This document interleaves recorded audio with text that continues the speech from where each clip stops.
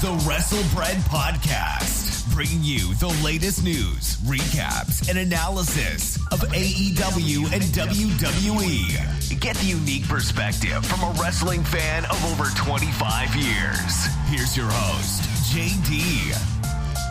What's going on, guys? This is Jaydee here, and this is episode 56 of the WrestleBread Podcast. So I've been gone for about a week now. We have a pay-per-view event coming up on Sunday, NXT In Your House. I'm very happy that In Your House is coming back. I definitely was watching wrestling when the first one came out way back, and this is like the 25th anniversary of the first In Your House pay-per-view way back when. And then the last In Your House pay-per-view was all the way back in 1999, which was St. Valentine's Day Massacre back in February then. So it's been 28 In Your House events. The NXT Takeover will be number 29. I am highly positive that this will be a very good pay-per-view event because NXT always, present very good pay-per-view events whenever, whether they're going up against the main roster or they're on their own. All their matches are normally good. So I'll get into the predictions now. So starting out, we have Tommaso Ciampa versus Karrion Kross. Now I'm going to admit I haven't watched NXT straight through these past couple of weeks.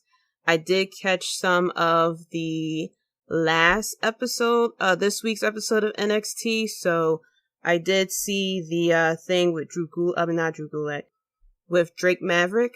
So let me go through these predictions first. So for Tommaso Ciampa versus Karrion Kross, I want to call him Killer Kross. I'm going to call him Killer Kross just to make my mind better.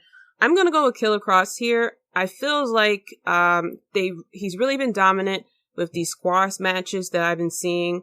And I feel like him beating Ciampa will definitely put a stamp on his debut with NXT and definitely set him up as, one of the guys to beat.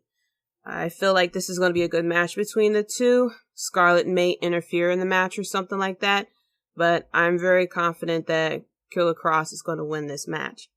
Next up, we have Charlotte Flair versus Rhea Ripley and Io Shirai, a triple threat match for the NXT Women's Championship.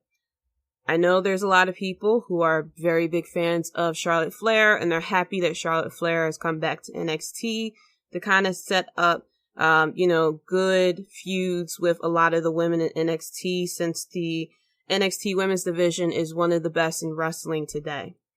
I am hoping that Io Shirai will win this title. I am an Io Shirai fan for a while, pretty long time, and I'm hoping that this is Io Shirai's time. I would have loved for her to have win this title in front of fans. Unfortunately, that more likely isn't going to happen if she wins it this Sunday. I just want someone different. I like Rhea Ripley, don't get me wrong. Charlotte Flair is good at what she does. But I want Io Shirai to win the title just to kind of give out different feuds. Give it to Bianca Belair, Candice LeRae. Kind of, not really pass around the title. I mean, each woman in the NXT division is good enough to be a champion. And I feel like to give them that time to shine will definitely improve the women's division even higher. Next up, we have Finn Balor versus Damien Priest. I haven't really caught up with the feud between these two. I have a feeling that it's going to be Finn Balor, but I would like Damien Priest to win. He definitely has the look and the gimmick that I like. I remember when he first debuted, I was saying that there was something a bit missing from him, but he's definitely a call on, especially when he was in that triple threat match with, I think it was Killian Dane and Dominik Dijakovic. I forgot exactly who he was going against, but it was definitely a triple threat match, and I think it was between those two. He definitely has improved since he really started off on the NXT live TV shows. So I'm going to go with Finn Balor officially, but I think Damien Priest should win. Damien Priest is who I want to win, but I think Finn Balor is the person who will win.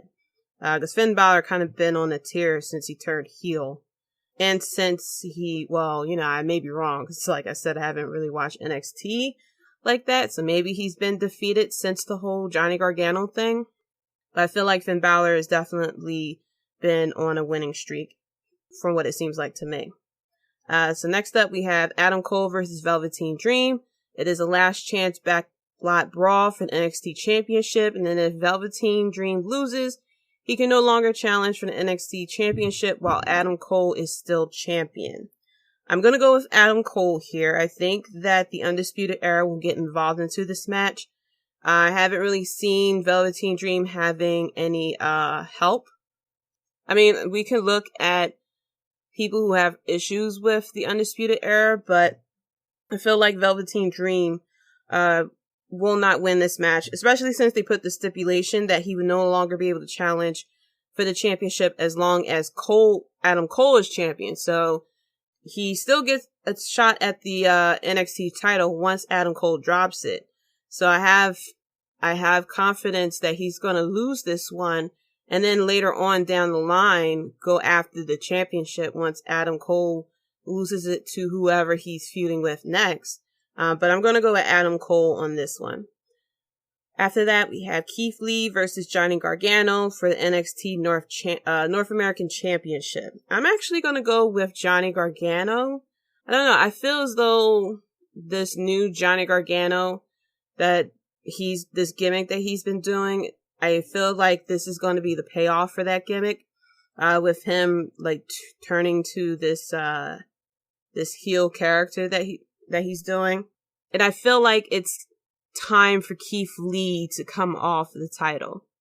I think Keith Lee won the title back near WrestleMania. Well, no, way before WrestleMania.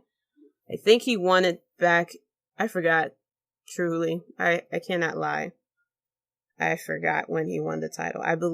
I think it was early 2020, if not very late 2019. Okay, it was January this year that he won the title.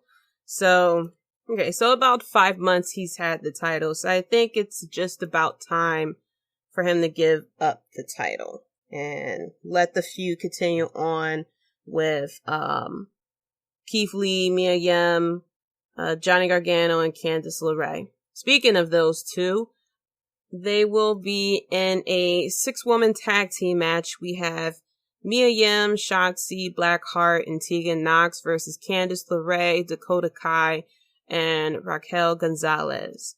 I'm going to go with Candice LeRae's team on this one. I don't know. I feel as though this is going to be Johnny Gargano's and Candice LeRae night, to kind of fuel them to continue on with this rivalry with Mia Yim and Keith Lee.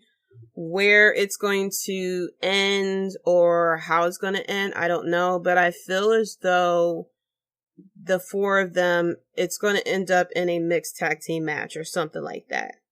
Like I said, this is going to be a pretty good pay-per-view event. So a few things that has happened in the past couple of weeks.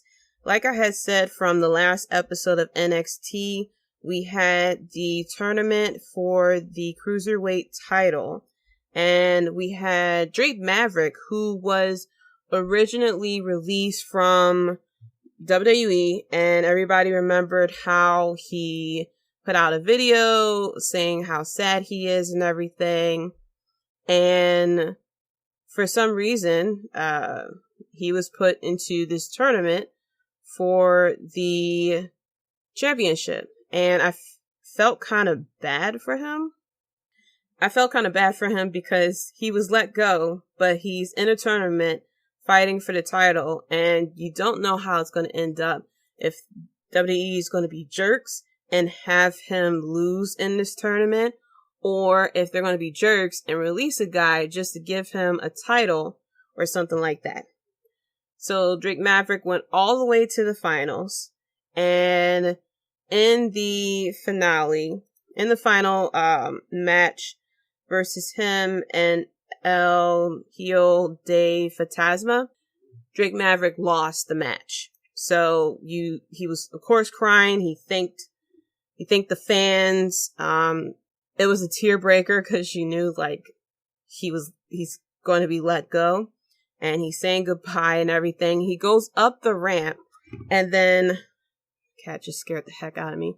He goes up the ramp, and out comes Papa Triple H with a contract in his hand that Drake Maverick signed without reading it at all, mind you. So he could have signed the contract for $1 for all we know. And now Drake Maverick has been re-signed with WWE. So the question that a lot of people are trying to figure out is if Drake Maverick was actually released and then they decided to give him a contract because of the backlash from it, or if Drake Maverick was never really released and they decided to do this whole storyline on it. I really hope it's not the second option because that's really a dick move. I hope that, but even if it's the first option, it's like, so in order for you to get your job back, you would have to cry your eyes out saying how much you love wrestling and then have the fans back you up to get you re-signed. It's kind of a slap to the face to all the people who were released and kind of not really took it on the chin, but they were emotional about it. But they, it's like, life continues on. I'll just find, my passion for wrestling is going to, continue to fuel me. So, and I will find a place somewhere. I mean, look at all the people who left, who was released by WWE, went to a different promotion and then came back to WWE because, Drew McIntyre for prime example. So I feel like WWE isn't the end all be all. There's a lot of other promotions that are out here that you can definitely build yourself on. And then if you feel as though you want to go back to WWE, you can. But, I don't know. It kind of, I'm happy for Drake Maverick, but I think about the people who were let go in the middle of this pandemic as well, and they didn't get anything for it. But I digress. So on AEW this week, we had FTR, Fear the Revolt, the Revival, however you want to call them, coming out to attack the Butcher and the Blade, and it kind of teased a little bit of them and the Young Bucks. So everyone, of course, knows the whole spiel with the Elite, especially Cody Rhodes saying F the Revival and everything. So it's kind of funny to see, we're finally get the match that has been built up for so long, but it seems like it's going to be a slow burn to it, which I have no complaints about. I feel like I hope this little tease will last until fans are able to be in the arena, because I'm sure the type of match that these four gentlemen are going to put on for us is going to be completely insane. We also have Vicky Guerrero, who introduced the Inner Circle on AEW Dynamite as well. So it looks like she's fully affiliated with AEW, since WWE kind of blacklisted her for, showing up on Dynamite, I believe like a month or two ago. Also, I noticed, and I remember I mentioned this in last week's episode with the quote unquote fans that WWE have on NXT, Raw, and SmackDown. Definitely scripted. When Alexa Bliss's Moment of Bliss was going on, the fans, quote unquote, was completely quiet, and they only cheered and booed at certain parts. Now I'm hearing other stuff that I notice how they stand. They're not sitting down. They come across like the crowd that you be seeing in WWE 2K games. And it comes to find out that they're actually standing for at least 7 hours. Now, I have worked at places where I am standing for hours, and it is no fun at all. So I can imagine how their feet and legs are feeling once they're able to sit down somewhere. And on top of that, they have to remember when to cheer, when to boo, when to react to stuff. So doesn't come off really authentic. I am happy that WWE has taken this step, but once again, it's pretty much the same as if they pre-taped Raw or SmackDown, where they piping in the crowd noise and kind of manipulate it so that you hear cheering and booing whenever they want it to be. I just wish that they were able to just cheer and boo whatever they like. Like I said, what I liked about what AEW is doing, that they're true to their gimmicks. So the heels are cheering for the heels and the faces are cheering for the faces. But I guess with, them having NXT people and people who work at the Performance Center, they all cheer for the face and they all boo for the heels. So, this is about week 2 or 3 of them having these fans. So I'm going to not really complain too much about it. I'm going to have a wait and see. Maybe they'll just improve it over time, but I can only hope so. And then my Philly guy, Drew Gulak, allegedly has signed a multi-year deal with WWE. So he was not really let go from his contract, but his contract expired and he didn't re-sign at first because he was looking for additional funds. Unfortunately, in the middle of a pandemic, a lot of places are losing money and they're not looking or willing to increase someone's salary. So I haven't really got a chance to see how many years he signed for or how much money he was getting, if he's getting an increase or not. But my boy Drew Gulak, hopefully he'll be re-teamed up with Daniel Bryan and this whole bromance that they were, this coach and mentor, the Rocky Balboa type of situation storyline that they had. I hope that they continue it as well. On to a bit of a more serious note, with everything that's going on. We had the death of George Floyd, which led to a lot of protests, which led to, a lot of different things. I just want to say on my point, because Philly got national attention because the president sat there and said that he wants to he threatened to send out the National Guard. The National Guard is actually in Philly.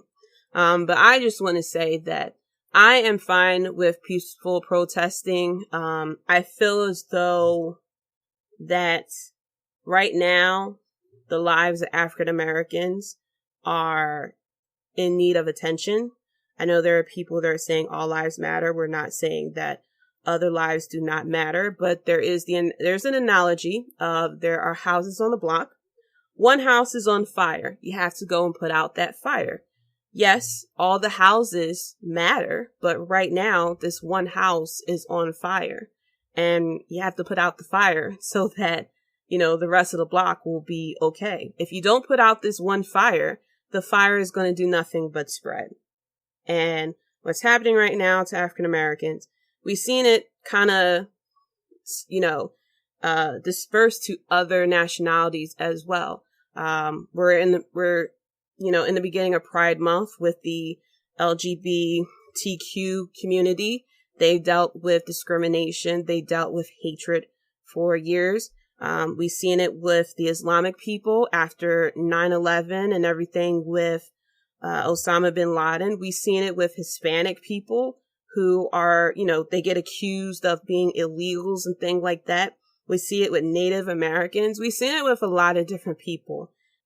I feel as like, whatever statistics or anything you have in your back pocket, just right now, let's just concentrate on equality for everyone.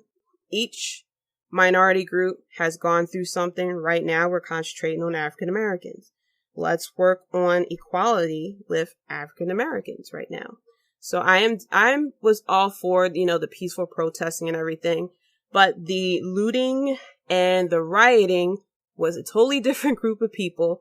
I've seen it all on my Facebook, Instagram, and Twitter and everything. So what happened is there was a peaceful protest on Saturday. They marched from the art museum down to City Hall, peaceful and everything. It was in the daytime. Come nighttime, it was a group of teenagers. I've seen it.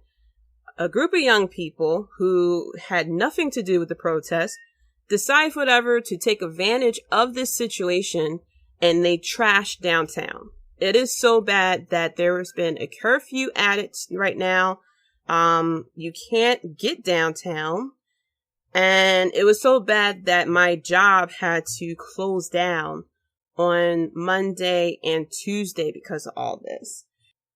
I'm all good for, peaceful protesting. And once you start that looting and the rioting, and then once the National Guard came in, the National Guard is basically here to guard downtown, City Hall mainly.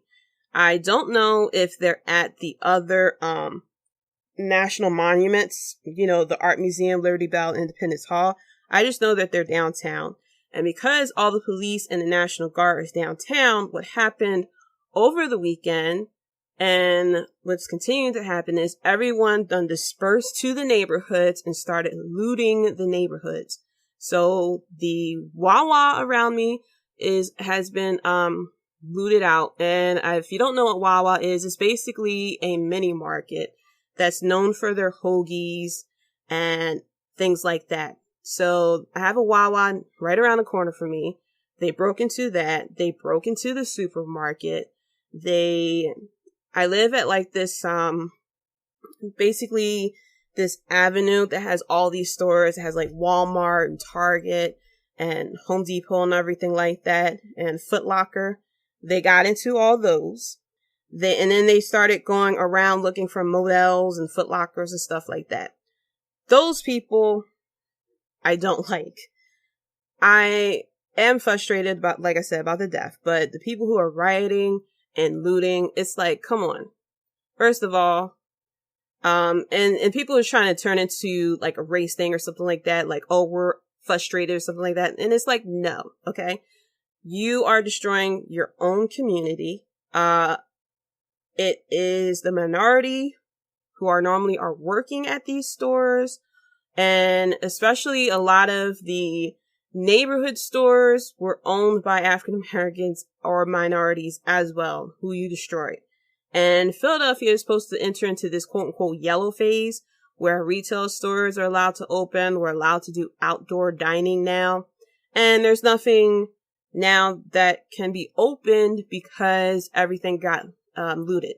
And then to make matters worse, now they're going after ATMs. The bank location I worked at, they tried to break the door. They got into the ATM of one of our other locations as well. And so now we have to board up our ATMs because people are taking fireworks and sticking it into an ATM to try to get access to cash. This has nothing to do what has been going on, what we're trying to protest for. So it's just people who are taking advantage of this time, either watching too many movies, too much TV, and is not understanding that this isn't the time for that.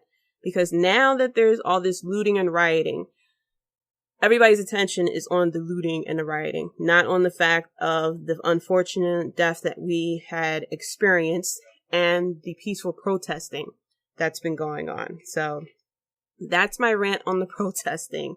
I don't want to turn it political or anything like that, but that's my stance on it. I have been pretty much quiet on social media when it came to this. But I figured I'd tell you guys my stance. Since this is probably the one time I'm going to talk about it anyway. So getting back to In Your House, like I said, it's the 25th anniversary, and I have watched all of the In Your House pay-per-view events, and I have to say some of my favorite pay-per-view events, like as a whole, of course, was Mind Games because I was there. Buried Alive was a good In Your House too. It had the Buried Alive match it was the first Buried Alive match between Undertaker and Mankind. At the end, the Undertaker was buried alive, of course. And at the end, the Undertaker's glove popped out of the grave. Freaked me out. Of course, he disappeared for a little bit. And he freaked me out because I was like, oh snap, he's an undead zombie or something like that. Cold Day in Hell, that featured the rivalry between Stone Cold and The Undertaker. Rock Bottom as well. I forgot what was all the matches with that. I believe Rock Bottom had to do with that was Stone Cold and The Undertaker in a Buried Alive match. where Kane kind of interfered to help Stone Cold win. We also had Mankind going against The Rock. And this was the time that Mankind was trying to go after his first WWE Championship. This was in the middle of the Monday Night Wars. And this would later lead to Eric Bischoff revealing that Mankind was winning his first WWE Championship, which everyone turned the channel to watch because of what he said. And this also had the corporation going on. We also had the Brood at that time as well. And so to go over a lot of memorable moments that happened in Your House, like I said, we had the first Buried Alive. A lot of things featured The Undertaker, I realized, in Your House. You'll see his face on a lot of the posters. And the first couple of In Your House pay-per-view events, from what I remembered and from what I've seen on paper, really weren't that exciting. I mean, this was just their start of having a pay-per-view event every month, besides the Big Four, because before the In Your House pay-per-view events, it was nothing but the Big Four. You were waiting for a Royal Rumble to come around, then it's WrestleMania, then it's SummerSlam, and then it's Survivor Series. And you was just waiting for those pay-per-view events to come around for that big feel. So when the In Your House matches started, pay-per-view events started, they were doing every single month in between the Big Four pay-per-views. So when it started out, it really wasn't pretty good. It wasn't like, oh my gosh, this is the best. But once they started adding names to the In Your House shows, because each one was just like, oh, In Your House, In Your House, In Your House, In Your House. But once they started with, the In Your House Mind Games, In Your House Unforgiven, In Your House Buried Alive. And that actually started in 1996 when they had In Your House Good Friends, Better Enemies. Some of these Buried Alive names I don't remember. Like, it seems like, it was just like In Your House before. And then it turned into In Your House Good Friends, Better Enemies, which I don't remember that was being called. I definitely remembered Beware of Dog, Mind Games, It's Time, Revenge of the Taker, Canadian Stampede, Ground Zero. So it featured a lot of the Undertaker matches. We had the Buried Alive match between Undertaker and Mankind. We had the Inferno match at In Your House Unforgiven with Undertaker and Kane. We also had the In Your House Bad Blood, which featured the first Hell in a Cell match between Shawn Michaels and Undertaker, which featured the debut of Kane as well, too. And then we had featured a lot of the evening gown matches. We even had the controversial bikini contest with Sable and Jacqueline wearing a thong, and then Sable having just the handprints. So if you don't know what I'm talking about, check it out. Your jaw will drop, I should say. So a lot of good memories with In Your House. And I feel like this In Your House is just going to be just as good. So one day I'll go through the In Your House, the past In Your House, maybe. Well, I should have done it since it's the 25th anniversary, but I really didn't have the time to do it. It was a lot this week with everything that was going on with the city. So, but I hope everyone is safe. We still have the coronavirus going on. Now we got the looting and the rioting. So I'm hoping that everyone is safe. Everyone is healthy. And that's it for the WrestleBread podcast. Thank you so much for listening. Be sure to check me out on Twitter at Jaydee Talks. That's Jayde Talks. And follow the podcast at WrestleBread as well. Be sure to subscribe, share it with your friends. Let me know your thoughts on this upcoming NXT In Your House. And if you watch all the In Your House, all 28 of them, let me know your favorite match. Let me know your favorite pay-per-view event. Maybe a little bit down the line, I'll do a review or two of the past In Your House pay-per-view events. So stay safe, stay healthy, and until next time, guys, peace. Thanks for listening. If you enjoyed the show, be sure to subscribe and leave a review. Check us out at WrestleBread.com and subscribe to WrestleBread on YouTube for more breaking news and JD's opinions.